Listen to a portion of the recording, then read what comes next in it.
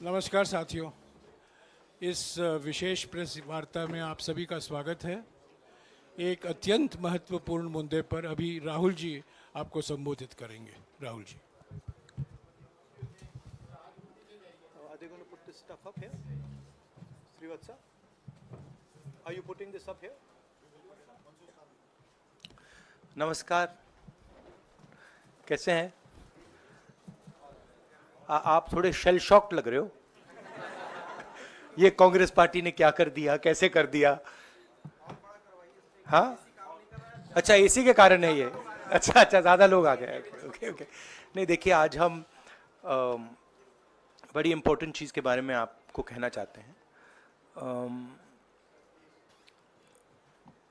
पहली बार हमने नोट किया कि चुनाव के समय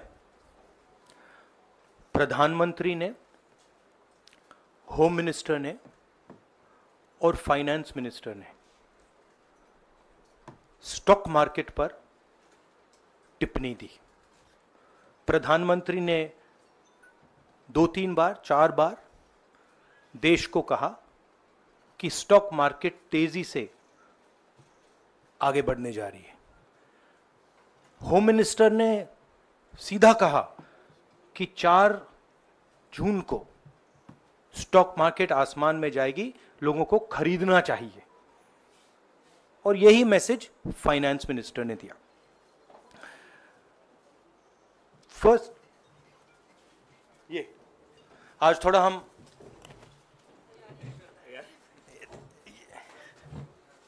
तो ये क्रोनोलॉजी है। अमित शाह कहते हैं बाय शेयर्स बिफोर 4 जून। 19 में नरेंद्र मोदी जी कहते हैं stock market will break records on June 4। फिर 28 मई को रिपीट करते हैं। 1 जून मीडिया झूठे एग्जिट पोल रिलीज करती है। बीजेपी का ऑफिशियल जो इंटरनल सर्वे था वो उनको 220 सीट दे रहा था। तो ये इंफॉर्मेशन बीजेपी के लीडर्स के पास था। इंटेलिजेंस एजेंसीज ने 200 और 220 के बीच में सरकार को बताया था कि उनकी सीट्स आ रही हैं। 3 जून को स्टॉक मार्केट सारे रिकॉर्ड तोड़ देता है और 4 जून को खटाक से स्टॉक मार्केट अंडरग्राउंड चला जाता है। अगला स्लाइड दिखाइए जरा। ये देखिए, 31 मई massive stock activity, more than double what was there on 30th, more than double what was there on 29, 28। ये अनोमली देखिए। ये कौन लोग हैं? ये वो लोग हैं जो जानते हैं कि कोई ना कोई घपला हो रहा है। हजारों करोड़ रुपए यहां पे इन्वेस्ट हुए हैं, फॉरेन इन्वेस्टर्स ने इन्वेस्ट किए हैं। और उसके बाद 30 लाख करोड़ रुपए का लॉस होता है। किसका लॉस होता है? रिटेल इन्वेस्टर्स का लॉस होता है। तो ये जो आप देख रहे हैं, हिंदुस्तान की स्टॉक मार्केट की हिस्ट्री का सबसे बड़ा स्कैम है। और इसके बारे में हम कुछ सवाल पूछना चाहते हैं। पहला सवाल, why did PM&HM give specific investment advice to the 5 crore families investing in the stock market? Is it their job to give investment advice? Second, why both interviews were given to the same media house owned by the same business group, which is also under SEBI investigation for manipulating stock market. Third, what is the connection between the BJP, the fake exit pollsters, and the dubious foreign investors who invested one day before the exit polls were announced and made a huge profit at the cost of 5 crore families? We demand a JPC into this. We are absolutely convinced that this is a scam. Somebody has made thousands of crores of rupees at the cost of Indian retail investors, and the Prime Minister and the Home Minister have given an indication to buy. And this is a criminal act. So we demand today a joint parliamentary committee to investigate this.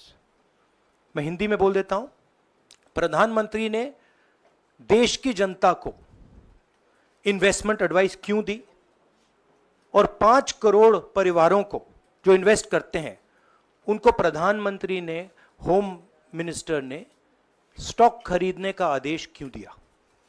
दूसरा, दोनों interviews जो किए गए थे वो अदानी जी के जो channels हैं उनको दिए गए थे, उन पर सेबी का इन्वेस्टिगेशन हो रहा है, तो उन चैनल्स का क्या रोल है?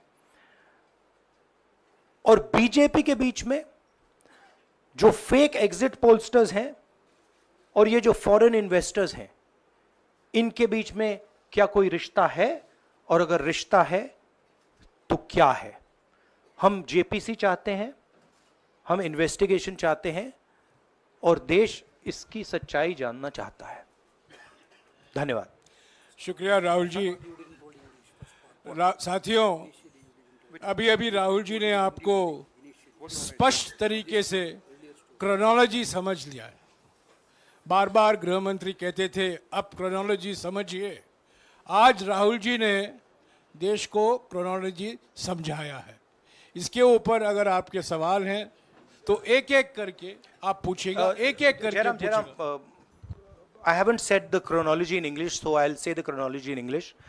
13th May 2024, the Home Minister says, buy shares before 4th of June. This is a clear indication to retail investors and others to buy stock. 19th May, for the first time, and then repeatedly until the 28th May, the Prime Minister says that the stock market is going to break records on 4th June. Finally, on 1st June, completely fictitious exit polls are released.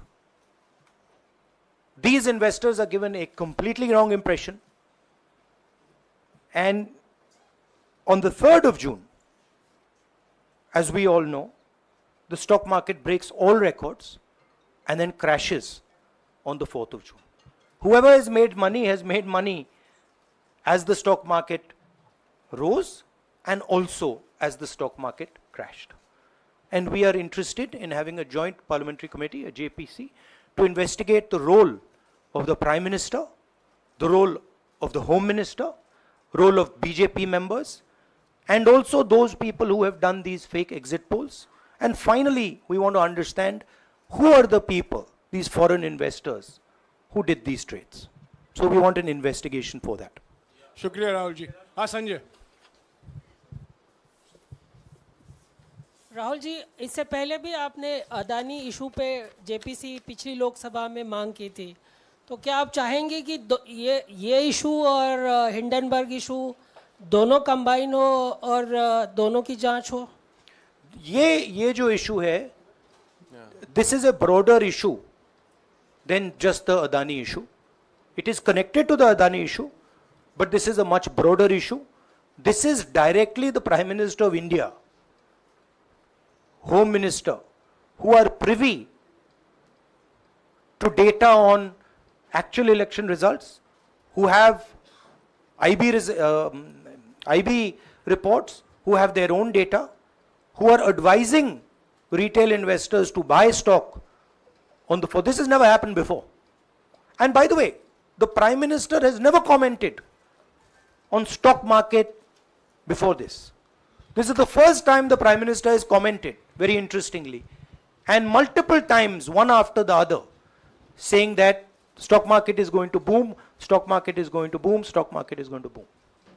And at the same time, he has information that the exit polls are wrong. He has information that he knows what is going to happen because he has IB data and he also has his own party data. हाँ जी रवि। राहुल जी, मेरा सवाल यही है कि जी news ने भी ये सारी चीज़ बताई है जनता को कि कई चैनलों ने मिलकर ये सब चीज़ किया है, जिस तरह से एग्जिट पोल करके लोगों को गुमराह किया है, जिस तरह से शेयर बाजार में सारा कुछ हुआ है, जी न्यूज़ ने भी इस मामले को उठाया है और बताया है। और आपके कहने का सीधा अर्थ है कि अडानी को इसका फायदा उठाने के लिए किया गया है? नहीं, मेरा कहने का ये अर्थ है कि उसमें अडानी इन्वॉल्व हो सकता है, मगर ये अडानी से बहुत बड़ी चीज है। इसमें बीजेपी के सबसे बड़े नेताओं ने कहा है, रिटेल इन्वेस्टर्स को मैसेज दिया है कि आपको स्टॉक खरीदना चाहिए। उनके पास इंफॉर्मेशन थी कि एग्जिट पोल्स गलत हैं, उनके पास इंफॉर्मेशन थी कि बीजेपी को फुल मेजॉरिटी नहीं मिलने वाली है, और वो जानते थे 3 जून को और 4 जून को क्या होने वाला है। कितने का 30 लाख, कितना 30 लाख करोड़ का नुकसान हुआ है? कितने का? 30 लाख करोड़ रुपए का नुकसान हुआ है और हजारों लाखों करोड़ रुपए का चुने हुए लोगों को फायदा हुआ है। और हम इंक्वायरी चाहते हैं प्रधानमंत्री पर, होम मिनिस्टर पर, जिन्होंने एग्जिट पोल किया उन पर, और ये जो फॉरेन इन्वेस्टर्स हैं उन पर। हाँ शेमिन।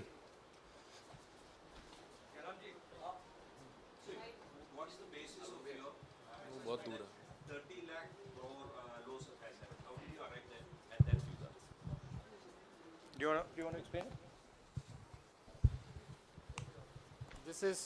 This is based on the value, market value of all the companies the day before the results came, and the market value of the stock market of all the companies at the end of the day on results.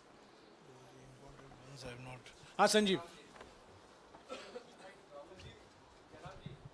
एक minute Sanjeev. Rahul ji, you've talked about, are you alleging the involvement of the Prime Minister and the Home Minister? Yes. And whose money is it? Yes, Are you that, saying that it is what I their am money? saying. I am saying that people very high up in the BJP have carried out this scam. I am saying they had partners who carried out these exit polls. We would like to know if these exit polls were actually carried out, if people were actually sent out. And we'd also like to know the methodology of these polls. We'd like to understand who these investors are. We have some sense of who these investors are. So we are not just speaking out of the air. We are confident that if an investigation is done, interesting things will be revealed. And we think the Prime Minister and Home Minister are directly involved in this. हाँ सिद्धार्थ। जांच होनी चाहिए जिनके share बहुत up गए, जिनके सबसे ज्यादा शेयर खरीदे गए और जिनके शेयर उसके बाद में बेचे भी गए, तो उन कंपनीज का भी को भी इस दायरे में आना चाहिए, आपको लगता है? हमारा कहना है कि यहाँ पे बड़ा क्लियर है कि स्कैम हुआ है। प्रधानमंत्री ने डायरेक्टली कहा है, होम मिनिस्टर ने डायरेक्टली कहा है, इंडिकेट किया है जनता को कि स्टॉक मार्केट ऊपर जाएगी। होम मिनिस्टर ने तो साफ कह दिया कि खरीदना चाहिए। और जब प्राइम मिनिस्टर और होम मिनिस्टर और फाइनेंस मिनिस्टर ऐसी बात करते हैं तो उसका रिएक्शन आता है, लोग उसको बिलीव करते हैं। तो बिल्कुल क्लियर है कि इन 3 लोगों ने कहा है। यह भी क्लियर है कि इनको मालूम था कि रिजल्ट 400 का नहीं है, 300 का भी नहीं है। तो ये हम पता लगाना चाहते हैं, उसमें आप जो कह रहे हो वो भी शामिल है। राहुल जी, ब्रह्म प्रकाश दुबे, इंडिया डेली लाइव से। मेरा सवाल यह है कि जो आपने बताया है इतना बड़ा स्कैम है, पहले भी आपने कई मामले उठाए हैं, जेपीसी की मांग पहले नहीं मांगी गई है, तो क्या आपने कहा ये आपराधिक मामला है, क्या कोर्ट में जाएंगे या पुलिस में शिकायत दर्ज करेंगे, क्योंकि आप कह रहे बहुत बड़ा घोटाला है ये? नहीं भैया, मैंने अभी आपको शिकायत दर्ज करेंगे क्योंकि आप कह रहे बहुत बड़ा घोटाला है ये? नहीं भैया, मैंने अभी आपको बोला हम जेपीसी डिमांड कर रहे हैं, इन्वेस्टिगेशन डिमांड अगर नहीं मांगते तो पुलिस में, कोर्ट में जाएंगे? जो भी करना है करेंगे, बट हम आपको ये इन्फॉर्मेशन दे रहे हैं कि ये जो हुआ है ये नॉर्मल चीज नहीं है। इसमें प्रधानमंत्री ने इंडिकेशन दिया है, होम मिनिस्टर ने इंडिकेशन दिया है, फाइनेंस मिनिस्टर ने इंडिकेशन दिया है, अदानी जी के चैनल्स के थ्रू इंटरव्यूज किए हैं, और फाइनली लोगों ने इन्वेस्ट किया है, लोगों ने फाइनेंशियल एक्शन लिया है, कंपनीज ने शेयर खरीदे हैं। इसी विषय पर, एक मिनट, इसी विषय पर, इस स्टॉक मार्केट घोटाले पर ही हम सवाल ले रहे हैं। मौसमी, इसी विषय पर कीजिएगा बस। एक मिनट, आ रहा हूं यार, एक मिनट। राहुल जी, एक करके आ रहा हूं यार। राहुल जी, हम लोग ने पहले भी देखा है कि आप लोग ने कई बारी जब सेशन होता है तो सत्ता पक्ष और विपक्ष आमने सामने होता है, जेपीसी की मांग होती है और सेशन पे सेशन वॉश आउट हो जाते हैं और जनता का पैसा वेस्ट होता है। तो क्या आपको ये तो बीजेपी की लाइन है।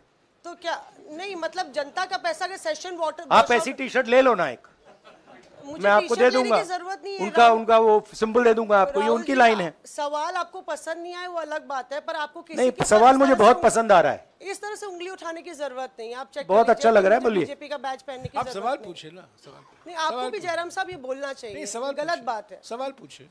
मेरा बस ये सवाल था कि जेपीसी की मांग पे कई बारी कामकाज ठप हो जाता है, तो क्या आपको लगता है कोई और भी राह आप लोग सड़क की राह इख्तियार कर सकते हैं, क्योंकि ये आम आदमी का पैसा है? हम जनता को एक रियलिटी बता रहे हैं कि यहाँ पे क्लियरली एक स्कैम हुआ है। यहाँ पे प्राइम मिनिस्टर ने इंडिकेट किया है, यहाँ पे होम मिनिस्टर ने इंडिकेट किया है, यहाँ पे फाइनेंस मिनिस्टर ने इंडिकेट किया है। नॉर्मली बीजेपी की यह पोजीशन होती है कि जब भी हम कोई मुद्दा उठाते हैं तो हम पार्लियामेंट का टाइम वेस्ट कर रहे हैं। वही पोजीशन आपने अपनाई है, इसलिए मैंने आपसे कहा कि देखिए आप बीजेपी की पोजीशन ले रही हैं। रियलिटी ये है कि हम जेपीसी करवाएंगे।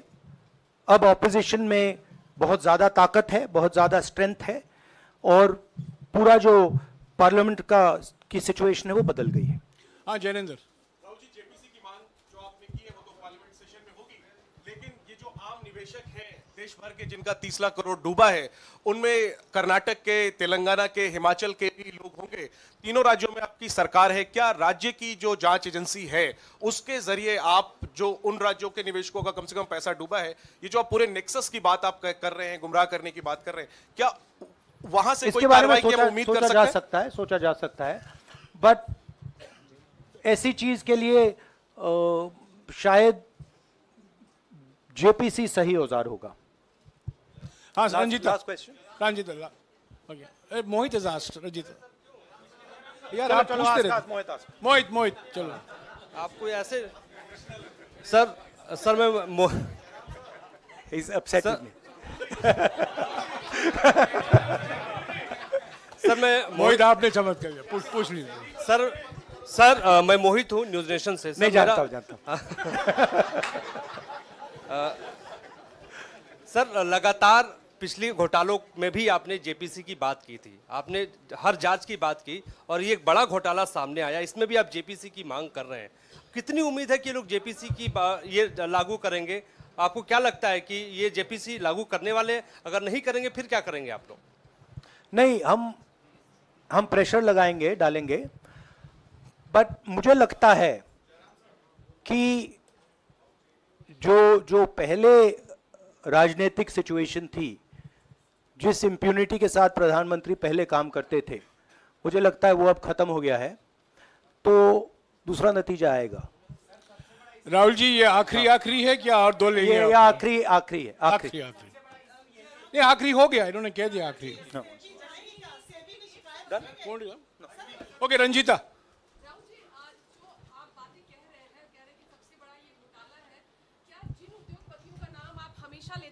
चुनावी जो रैलियां रही हैं उसमें भी और उसके बाद भी, क्या आप कहना चाहते हैं कि सरकार ने मदद की है उन उद्योगपतियों को और अमीर बनाने में? नहीं, मैं कह रहा हूं, मैं सिर्फ सरकार की बात नहीं कर रहा हूं, मैं दो इंडिविजुअल्स की बात कर रहा हूं।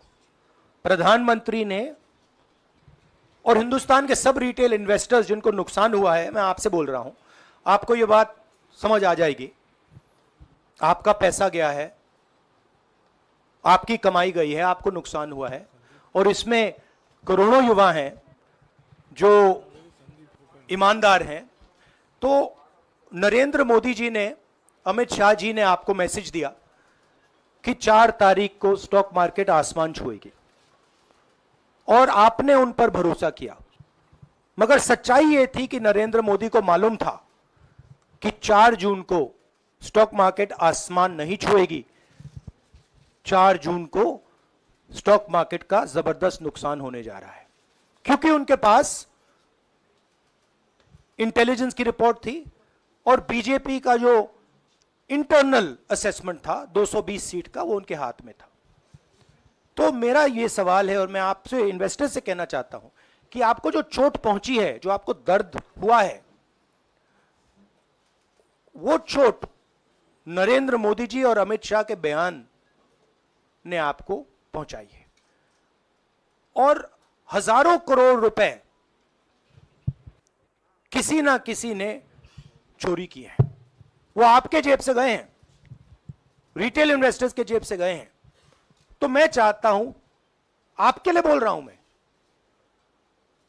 आपके लिए बोल रहा हूं कि इन्वेस्टिगेशन होना चाहिए, पता लगाना चाहिए कि प्रधानमंत्री जी ने, होम मिनिस्टर ने आपको यह गलत इंफॉर्मेशन क्यों दी, और ये कौन लोग हैं, इन्वेस्टर्स जो हैं, फॉरेन इन्वेस्टर्स हैं, जिन्होंने इस दिन फायदा उठाया। ये देखिए ग्राफ है, ये रेड चार्ट जो है, इसको देख लीजिए।